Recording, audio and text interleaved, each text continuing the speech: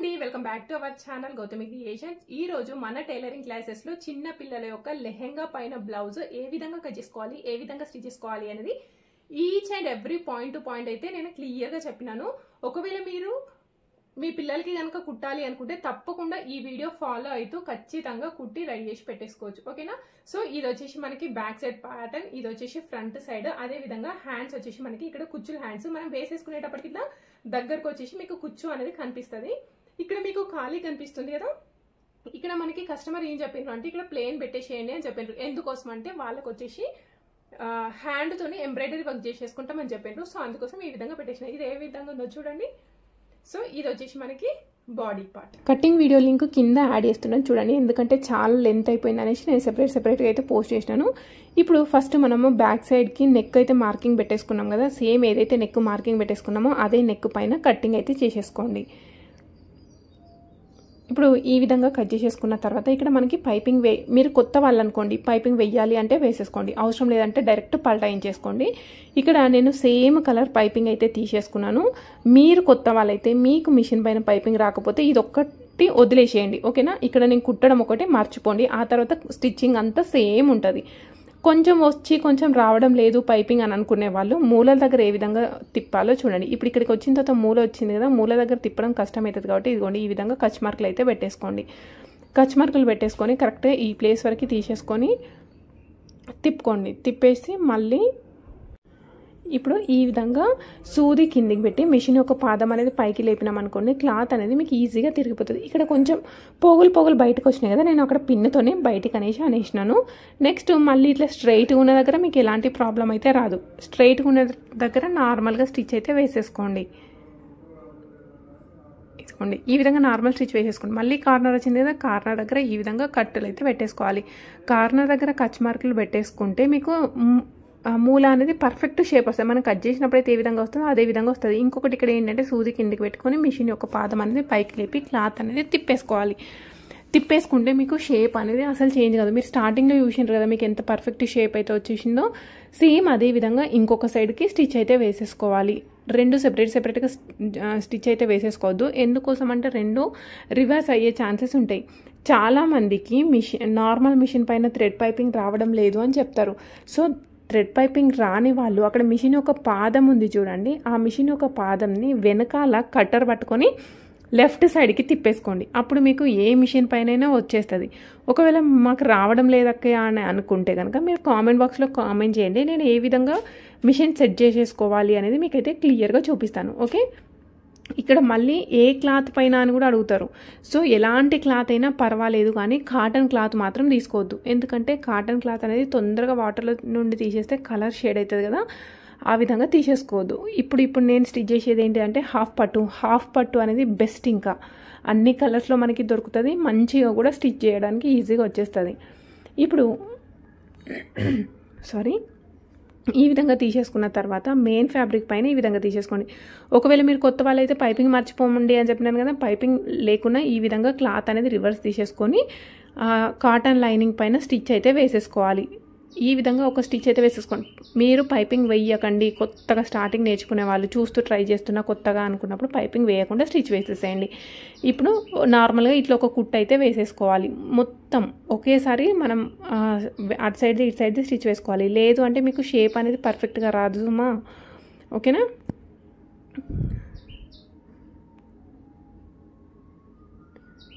ఇటు సైడ్కి కూడా సేమ్ అదే విధంగా స్టిచ్ అయితే వేసేసుకోండి.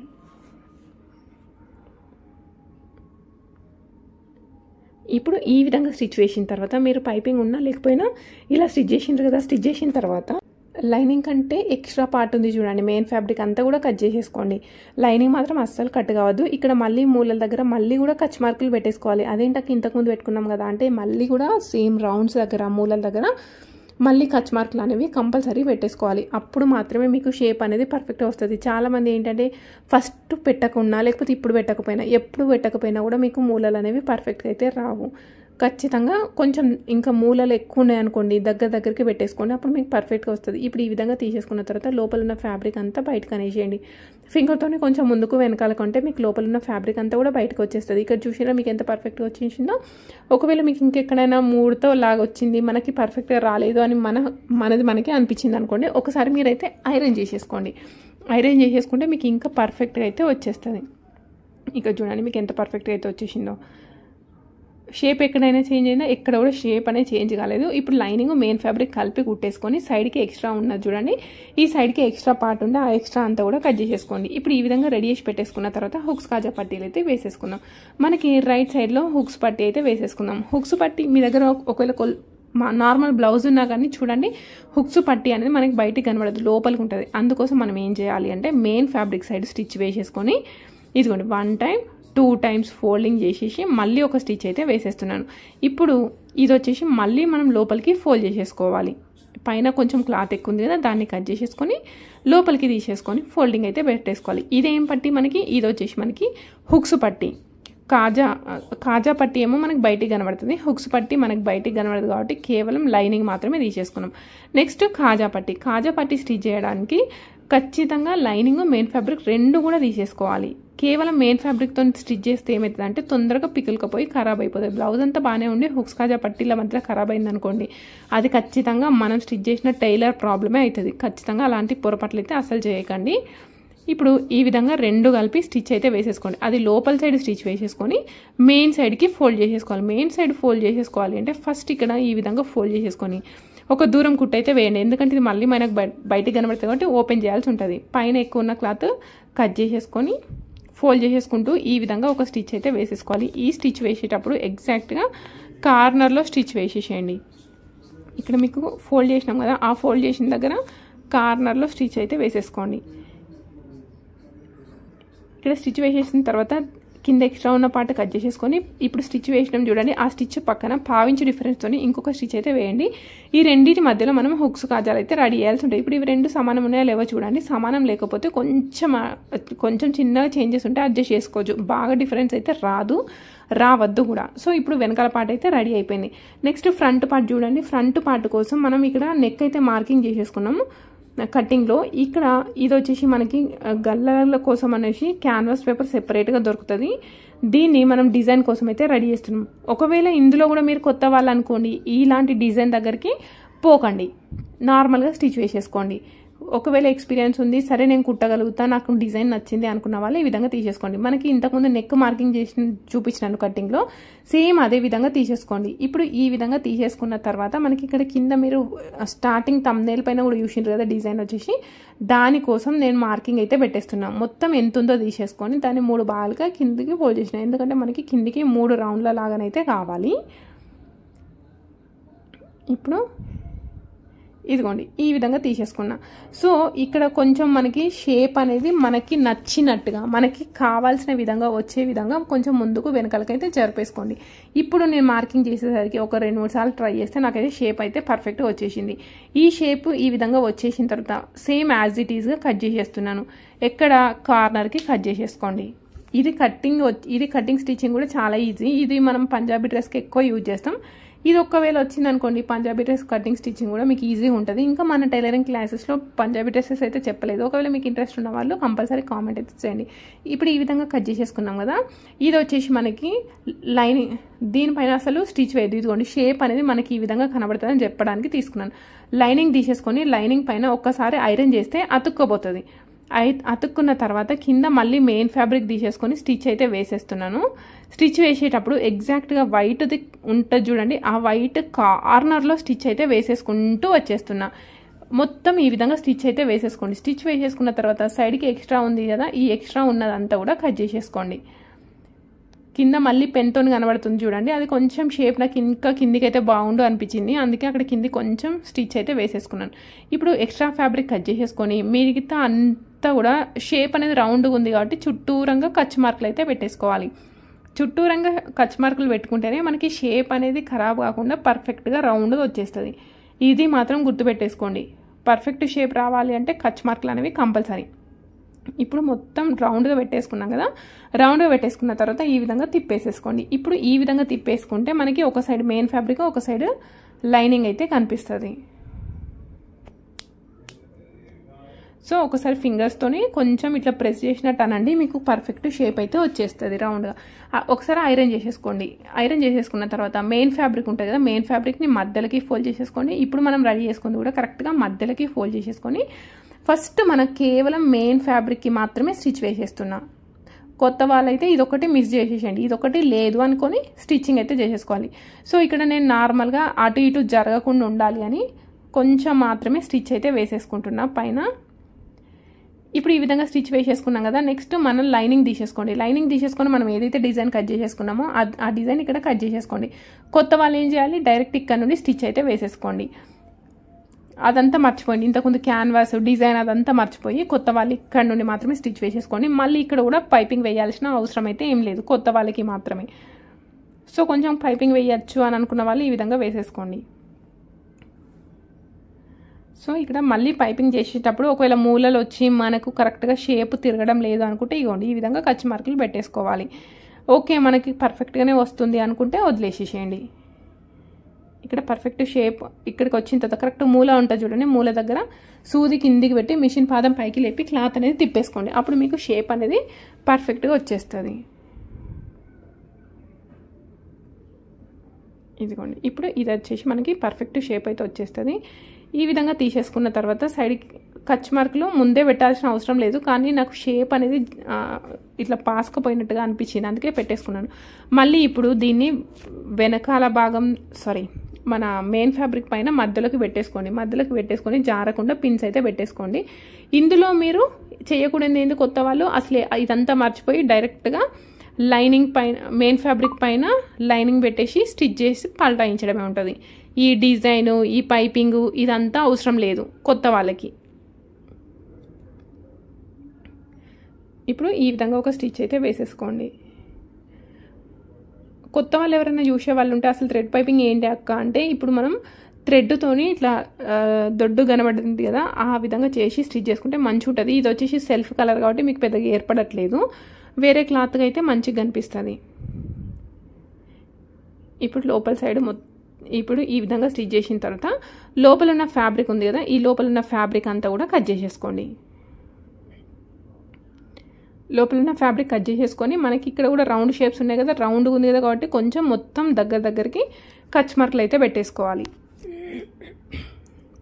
సో వీడియో నచ్చిన వాళ్ళు తప్పకుండా లైక్ చేయడం మాత్రం మర్చిపోవద్దు. అదేవిధంగా కొత్తగా చూసే వాళ్ళు మాత్రం మీకు నెక్స్ట్ వీడియో ఏం కావాలి అనేది కామెంట్ చేయండి. ఓకే, ఇప్పుడు ఈ విధంగా లోపలికి తిప్పేసుకోండి. తిప్పేసుకున్న తర్వాత ఒకసారి ఐరన్ చేసుకుంటే మీకు మంచిగా ఉంటుంది. నెక్స్ట్ లైనింగ్ మెయిన్ ఫ్యాబ్రిక్ కలిపి మొత్తం సైడ్ జాయిన్ చేసేసి సైడ్కి ఎక్స్ట్రా పార్ట్ ఉంటే అదంతా కూడా కట్ చేసేసుకోవాలి. ఓకే, ఇప్పుడు ఈ విధంగా రెడీ అయితే చేసి పెట్టేసుకున్నాం కదా, వెనకాలది ముందుది రెండు రెడీ చేసి పెట్టేసుకున్నాం. నెక్స్ట్ ఏం చేయాలి అంటే బ్లౌజ్కి వెనకాల భాగంలో మనకి డాట్స్ అయితే స్టిచ్ వేసేసుకోవాలి. ఇక్కడ చూడండి, డాట్స్ స్టిచ్ చేయడానికంటే ముందు నేను షోల్డర్స్ అయితే జాయిన్ చేస్తున్నాను.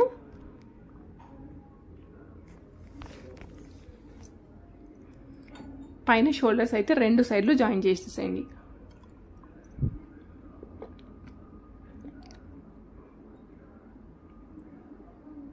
ఇక్కడ నెక్ దగ్గర ఒకసారి ఇట్లా టైట్గా ప్రెస్ చేయండి, అప్పుడు మనకి లేచినట్టుగా ఉండకుండా పర్ఫెక్ట్గా ఉంటుంది. నెక్స్ట్ హ్యాండ్స్ కోసం మనము కట్టింగ్ పెట్టేసుకున్నాం కదా, అక్కడ లైనింగ్కి కచ్ మార్కులు ఉన్నాయి, కచ్ మార్కుల దగ్గర నుండి కుచ్చులు అయితే పెట్టేసుకోవాలి. చూడండి,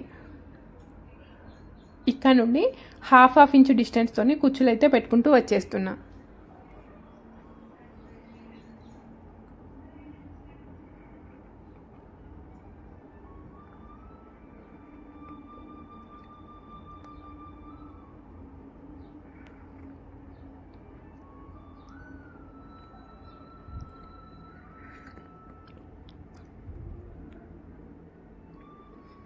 ఇప్పుడు అంతా కూడా ఒక సైడ్కి కింది సైడ్లో స్టిచ్ వేసేసుకున్నాం కదా, ఇంకొకటి ఆపోజిట్లో కూడా మనం ఇట్లా రివర్స్లో కూడా పెట్టుకోవచ్చు, కానీ నేను సేమ్ సైడ్లో పెడుతున్నాను. ఆపోజిట్లో అవసరం లేదు, ఆపోజిట్లో అయితే నాకు కొంచెం ఎందుకో నచ్చినట్టు అనిపించలేదు ఈ క్లాత్కి. సో సేమ్ ఈక్వల్ సైడ్లో స్టిచ్ అయితే వేసేస్తున్నా.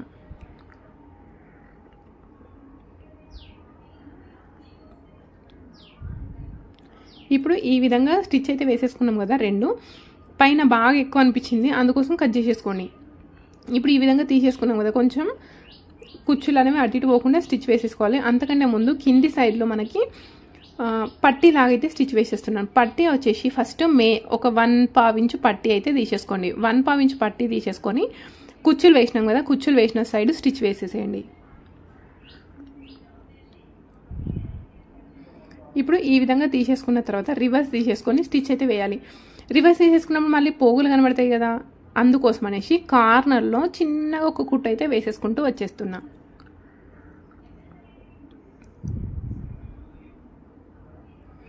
ఇప్పుడు స్టిచ్ వేసేసుకున్నాం కదా, మళ్ళీ దీన్ని రివర్స్ తీసేసుకొని స్టిచ్ అయితే వేసేసుకోవాలి. స్టిచ్ వేసేటప్పుడు ఒకసారి కేర్ఫుల్గా అబ్జర్వ్ చేయండి నేను ఎక్కడ స్టిచ్ వేస్తున్నా అనేది. కార్నర్లో స్టిచ్ అయితే వేసేసుకోవాలి.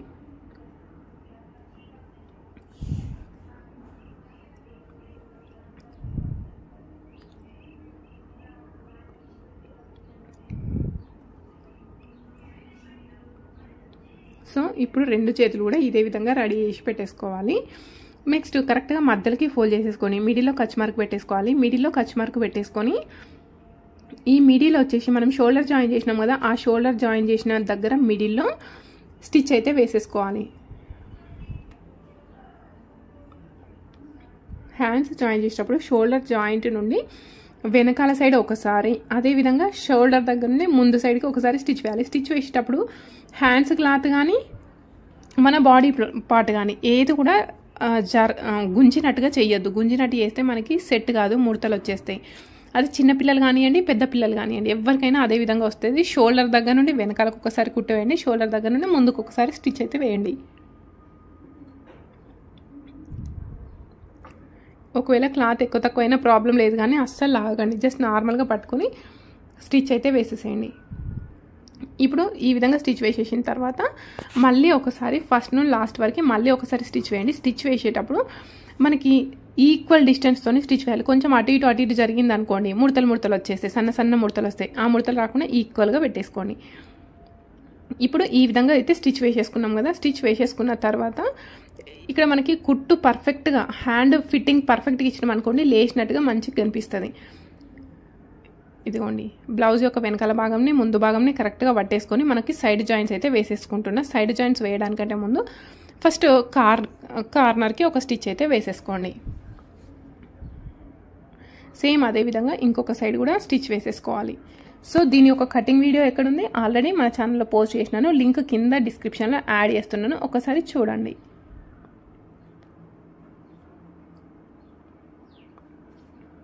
ఇప్పుడు ఈ విధంగా అయితే స్టిచ్ వేసేసుకున్నాం కదా. స్టిచ్ వేసేసుకున్న తర్వాత మనకి ఒక సైడ్ మనకి ఫిట్టింగ్ లైన్ అయితే కనబడుతుంది చూడండి.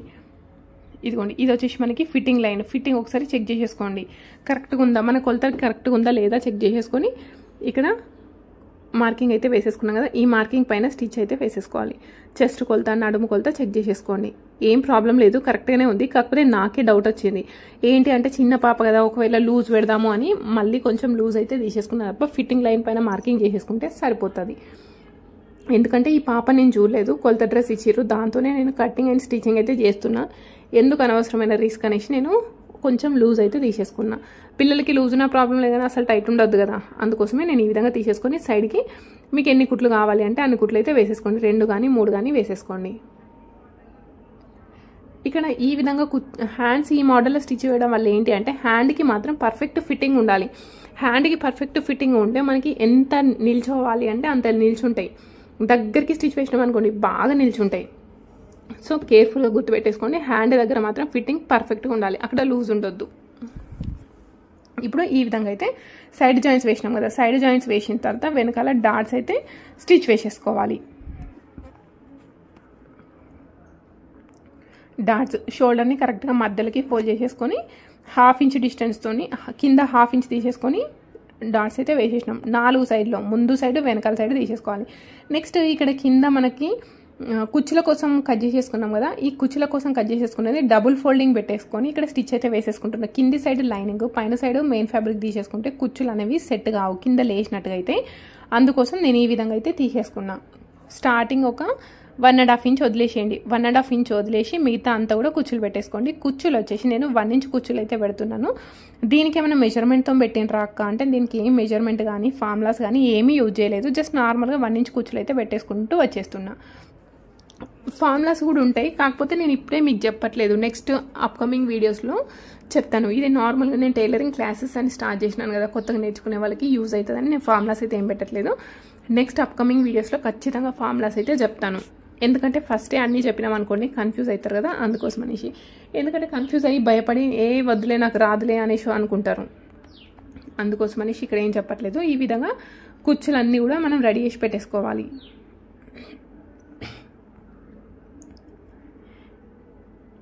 ఇప్పుడు ఈ విధంగా మొత్తం రెడీ చేసి పెట్టేసుకోండి. రెడీ చేసి పెట్టేసుకునేటప్పుడు కింద నడుము కొలతకి సరిపోతుందా సరిపోతలేదా ఒకసారి చెక్ చేసేసుకోండి.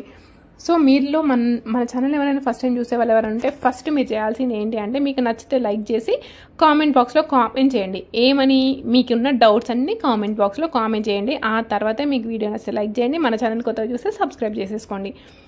ఓకే, ఖచ్చితంగా ఈ వీడియోస్ అయితే ఫాలో అవుతూ ఈ మధ్యలో ఈ రీసెంట్ వీడియోస్ ఫాలో అవుతూ కొత్తగా నేర్చుకునే వాళ్ళు ఖచ్చితంగా నేర్చుకోవచ్చు. ఎందుకంటే మనం టైలరింగ్ క్లాసెస్ స్టార్ట్ చేసినాం. ఆల్రెడీ ఒక 5-6 మెంబర్స్ అయితే వాళ్ళు కటింగ్ అండ్ స్టిచ్చింగ్ చేసి నాకైతే ఫొటోస్ అయితే పంపిస్తున్నారు. మీరు కూడా నచ్చిన వాళ్ళు లైక్ చేసి మీరు చెప్పే వాల్యుయబుల్ కామెంట్ని బట్టి నేను నెక్స్ట్ వీడియోస్ చేయాలా వద్దా అని కూడా నేను డిసైడ్ అవుతాను. ఎందుకంటే టైలరింగ్ క్లాసెస్ అనేది కొత్తగా నేర్చుకునే వాళ్ళకి యూజ్ అవుతుందని మెయిన్ ఇంటెన్షన్తో స్టార్ట్ చేస్తున్నాను కదా, అందుకోసం అనేసి. ఇప్పుడు ఈ విధంగా మొత్తం రెడీ చేసి పెట్టేసుకున్నాం కదా. రెడీ చేసి పెట్టేసుకున్న తర్వాత కార్నర్లో మనకి పోగులు వస్తాయి కదా, కార్నర్లో పోగులు రాకుండా ఉండాలి అంటే ఈ విధంగా డబుల్ స్టిచ్ అయితే వేసేసుకోండి. డబుల్ స్టిచ్ వేస్తే మనకి పోగులు అనేవి కనబడవు. ఇప్పుడు ఈ విధంగా రెడీ చేసి వచ్చేసి మనకి పైన బాడీకి జాయింట్ అయితే వేసేసుకోవాలి. ఇక్కడ జాయింట్ చేయడానికంటే ముందు ఇక్కడ మీరు పైపింగ్ వేసేసుకుంటే కనుక చాలా బాగుంటుంది. సెల్ఫ్ కలర్ పైపింగ్ ఉంది కాబట్టి ఇక్కడ నేను వేయట్లేదు. మన తర్వాత ఇక్కడ ఏంటి అంటే లేస్ కానీ ఇంకేదన్నా తను ప్లాన్ చేసుకుంటా అని చెప్పిండ్రు కస్టమరే, సో అందుకోసం ఇక్కడ జాయిన్ చేస్తున్నాను. ఒకవేళ ఇందులో మీరెవరన్నా నచ్చితే కనుక ఖచ్చితంగా ఇక్కడ చూడండి, ఇది ఉందా, దీనిపైన కుట్టు వేయదు, ఇలా ఫోల్డ్ చేసేసుకొని ఇక్కడ స్టిచ్ అయితే వేసేసుకోవాలి. ఫోల్డ్ చేసి స్టిచ్ వేసేసుకుంటే మీకు పర్ఫెక్ట్గా వచ్చేస్తుంది.